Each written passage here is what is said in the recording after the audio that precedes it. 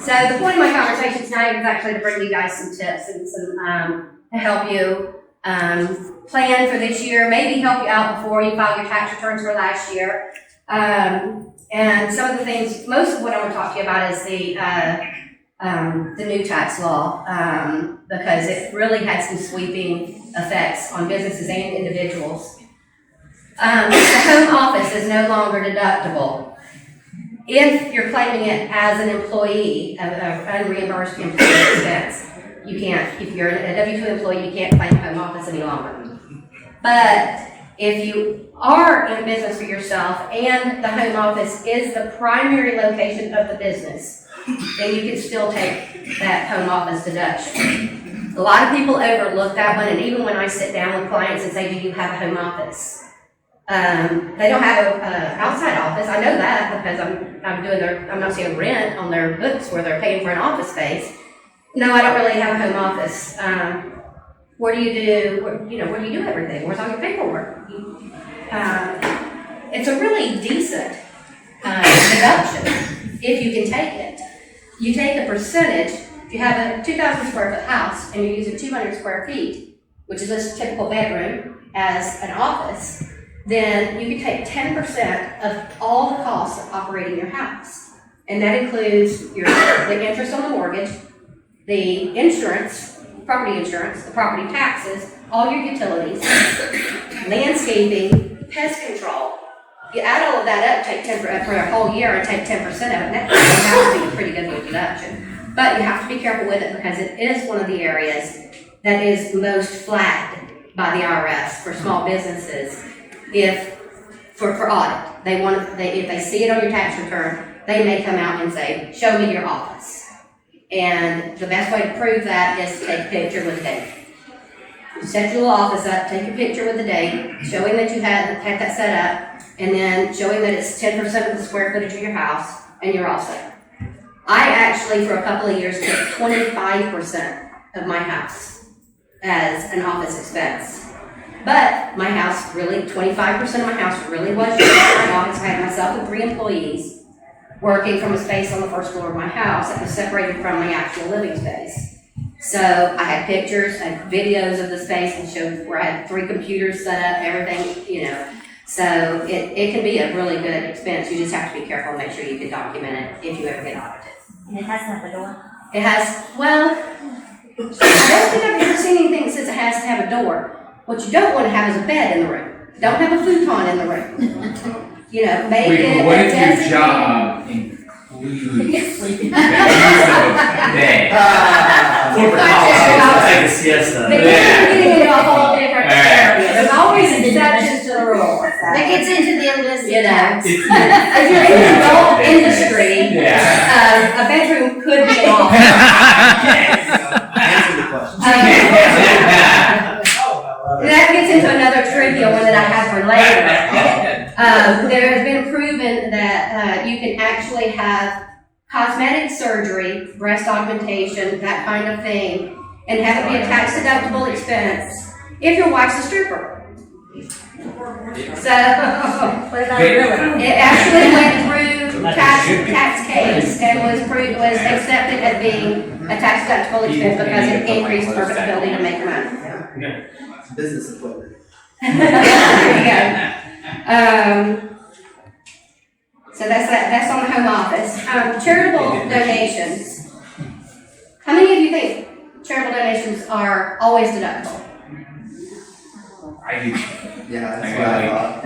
Charitable donations can be deducted by the individual on their tax return if they can itemize, or by a C corporation as a business expense. If you're an S corporation, you're an LLC, a partnership, a sole proprietorship, it is not deductible as a business expense. What? Wow. At all. Well, they just took my philanthropy. So, here's what you do. So, you go down and you write a check to Ayla's Acres for $1,000 because their building burnt down and you want to help them rebuild. That's not deductible. Ayla's Acres throws a fundraiser and you write them a check for $1,000 to sponsor the fundraiser. As part of that, you get your name on everything that is related to that fundraiser, And maybe they say they'll put your name as a sponsor on the front of their building once it's finished for a year.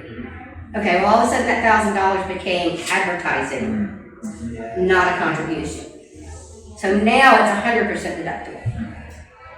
What if you make zoning on that for a day? Then you have to look at the value of what you got in return for the money you gave. So say you gave Ayla's Acres $1,000 and you got your name on as a sponsor on the sign for the day of the event. Maybe $250 of it's 100% deductible. But that's where you have to use, that's where a good bookkeeper comes into play. So, other things, there's other things like with the, with children's football teams or whatever. If you just give money to the boosters, it's not deductible as a business expense. But if you give them, if you buy their uniforms and they put your name on the back of their uniforms, it's advertising. So, and those are all things that I've seen all different kinds of things where you can put part of it to advertising, maybe part of it goes to meals, because maybe you bought and you got a $100 steak dinner for it. Then you can claim part of those meals. Meals and entertainment. If you're a business owner, you've always been told, take your clients out to anything you want to do, save the receipts, and it's deductible. With the Tax Cuts and Jobs Act, entertainment is no longer deductible. So you take somebody out to the Jaguars game to impress them and try to get business. The cost of the tickets is not deductible. Drinks for them, whatever, while you're in at the game, those are 50% deductible. So meals with clients is still deductible at 50%, but you can't buy tickets and take them out to a sporting event or whatever, a movie or a concert or any of that, it's not deductible. Meals with employees, take an employee out to lunch because they did a good job for you, still deductible at 50%. But here's your trick. You want to be able to treat your employees to a nice meal. You want to impress your clients by spending money on them. Plan a holiday party, plan a company picnic, have it catered. Have your employees come to that, have your clients come to that. You've impressed everyone, and that's 100% deductible because it's considered marketing. What? There's always a trick. This is why you need a good bookkeeper. For dinner, Like every this night, event and I would invite you over for dinner every other night. Consider marketing, Right, so all. if you get 100% write-off. That's correct. Yes. Once a week, once a week. But you said the holiday party for the employees can be considered Because if you have your clients come out. But a holiday party or a company picnic or a holiday party for the employees is 100% deductible anyway.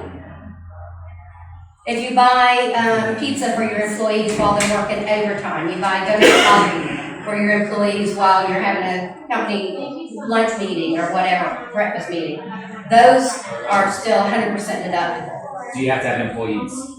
You do have to have employees. And I've seen this, so don't laugh. If you're running from one job to the next one, and you run through McDonald's and get yourself a lunch, you cannot call that a working lunch and deduct it. It's a personal meal.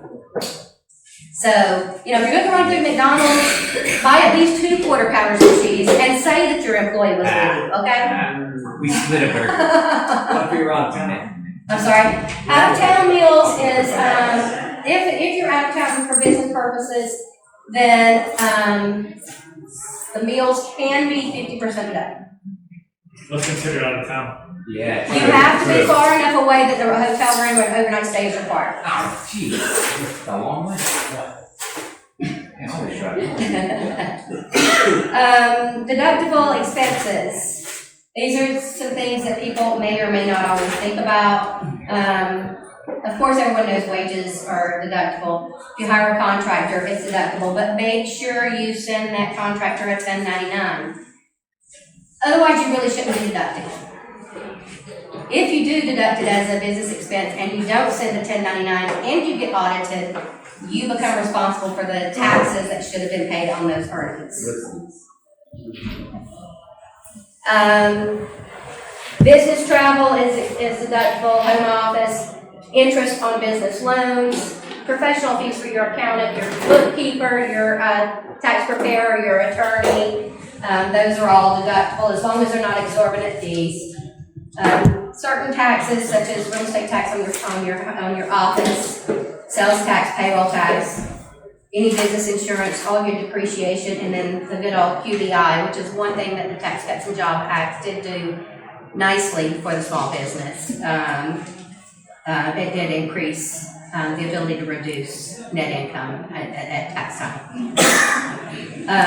Always avoid deducting fines or penalties. Your salary for yourself if you're a sole proprietor. Time contributed to a charity. Political contributions and non-uniform attire. If you're in an industry where you can buy shirts with your logo on them, and you can have all of your staff wearing those can be considered uniforms and can be fully deductible. They're deductible anyway because you put your logo on it.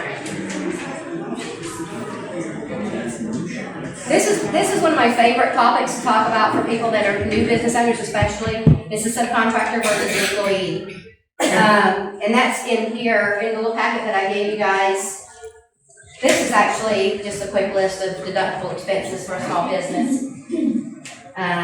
This is how to determine if your home office is deductible or not. This one is the one that I always give everyone. And to determine if someone's an employee or an independent contractor, I'll just go down the employee list. If the employer sets the work schedule and assigns the hours, they're an employee. If the employer trains the individual, they're an employee. If they're expected to complete all work tasks assigned by an employer, if they're provided with all the tools and equipment needed to complete their job, if they only have one employer, they may work on site or remotely. They have a lot of oversight with the employers and frequent check-ins. They're expected to complete tasks on their own. As they're paid a salary or an hourly wage. They get benefits. And the employer is responsible for withholding the income taxes. Not all of these things have to be met, but if most of these things are met, then that's a W-2 employee. In order for them to be considered a subcontractor, they have to be pretty much independent. They have to be able to make their own decisions as to whether they accept the assignment or not. They have to have their own tools, their own ability to complete the job without oversight. But if you've got someone working for you and you're telling them how to do their job and when to do it, they're a W-2 employee. And then this was the last thing that I put in there, and this is my tax organizer for this year that I give all of my clients. So it's a good starting point for you to go through if you want to look and say, oh, I didn't think about that. Maybe I did have something else I can deduct. If you qualify for relocation expenses, if you move because of a job and you are allowed to deduct those expenses for moving, you can also deduct the cost to move your pets. My dog jumped in the car with me and rode along. So, clarinet lessons may be deductible. If your child sees an orthodontist who recommends clarinet lessons as corrective exercise for an overbite. Happens.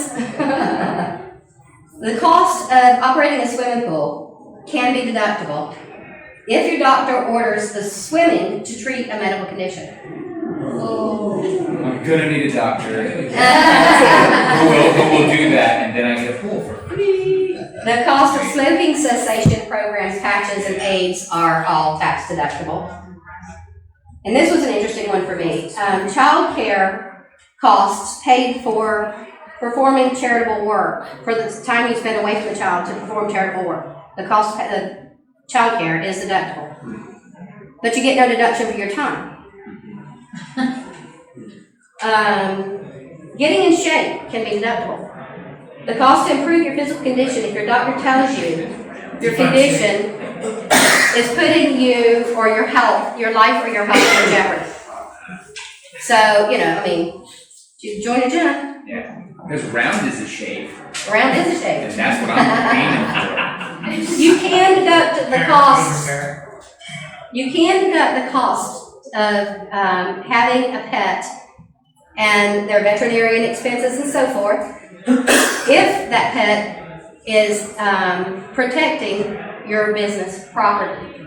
So if you have a home office and a German Shepherd, the cost of that German Shepherd can be deducted. I have actually seen that on a tax return. Wow. It has to be a second breed. No, but I don't think a Chihuahua would qualify as a security. It's They actually security. like working. They have, it would have to be someone, an animal that you could justify as being What about a feeding? security animal. Dog food? Dog food? Everything. Everything? Everything. Oh, I'm writing that. If you send them to obedience school, it's deductible, especially if you send them to one that teaches them how to be a guard dog. What? Oh, now I'm getting the garbage. And then the last one was about the breast enlargements, that it actually was a tax court case that was won because the woman took the cost of breast enlargements as a tax deduction, business expense, and she won because they agreed that it would increase her ability to make money in her career. Increases your ability. And that's all I have. Thank you guys. Hope you have some more. That's,